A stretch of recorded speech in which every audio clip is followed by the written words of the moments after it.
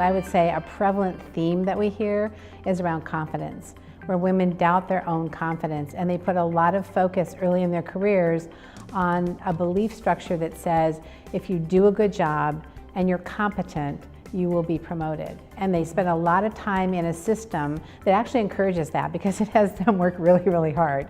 And the organization benefits from that. And then they look around and they say, well, wait a minute, I'm doing all this hard work, I'm producing results, I'm doing the thing there is to do. What's going on? Why am I not moving forward? Sometimes they're trapped by this belief of they don't want to put their hand in the air and ask for something or put their name forward in a position until they feel like they're 100% ready, which isn't generally how men do it. Men are willing to take that risk and jump sooner. And so I think one of the things that we find in Tiara is where we can really support women in actually stepping back and being willing to see themselves as complete and whole and ready right now as you are, and take the risk, put your head in the air. And if you don't get the job, there's nothing to retreat from. It's just a matter of saying, okay, great, if I didn't get it this time, what do I need to do next time? How do I make sure I'm ready the next time? I think the other thing that we see is women are waiting to be invited to the table instead of claiming their seat at the table. That comes, I think, a little bit more from the confidence. Knowing that they belong there, being willing to actually, just take it, not ask for permission to be there, but just take it. And that comes from them really knowing how to own their power. So it's kind of a scary place for a lot of women, professional women, because, to be seen as powerful has a connotation to it that isn't actually, kind to women. I think it's really difficult for women when they feel like they want to move up, but they are also questioning whether or not they're inspired to, or they're worried about what might lie ahead. So when we work with women who are about to make partner or about to take on that next level of leadership, there's like an internal resistance because it's like, oh, do I really want to make that leap? What might be in store for me? What might be the personal risks at home or something like that? It's like I could move up, but then I'd have to sacrifice my family. Or I could stay at this level, but then I'd have to sacrifice my credibility and reputation. Well, what is it you really want? And for some people, it's to stay at that level. And then it's great, exactly. Yet how do you do that and also build your reputation and credibility?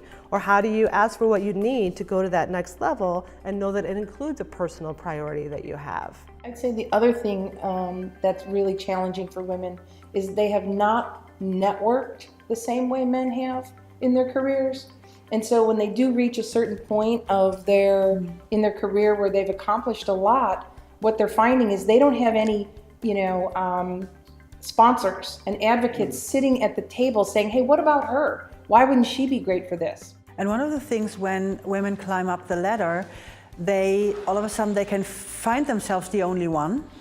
And then what I often hear is that because they see the world differently, they walk into meetings and they find it strange how maybe the interaction is that they find themselves not validated for that, and they think that's something wrong with them, even high up. There's maybe a smaller thing, but I think is kind of insidious, particularly for women, that actually gets in the way, and that's guilt.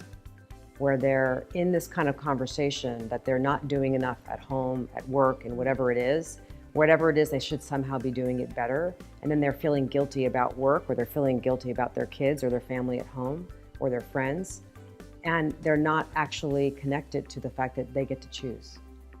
That they're losing contact with really being the author of their own experience and getting caught in an idea that they're somehow not living up to something versus actually deciding for themselves what their own standards are and what they are going to live into. I'm thinking what women can also use is support from inside a company from men who really get it, that the women need a hand, need help.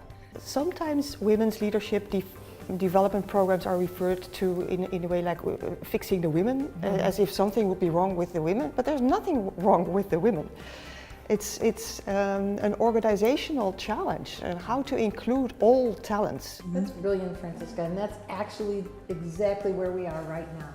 It's where we are, it's where organizations are. It's not so much even the diversity. We've been talking about women's initiatives for 15 years, and now, or at least 12, okay, I'll say at least 10, and now it's like, so what? So what do we do about that? Where's the inclusion? And including men is absolutely paramount.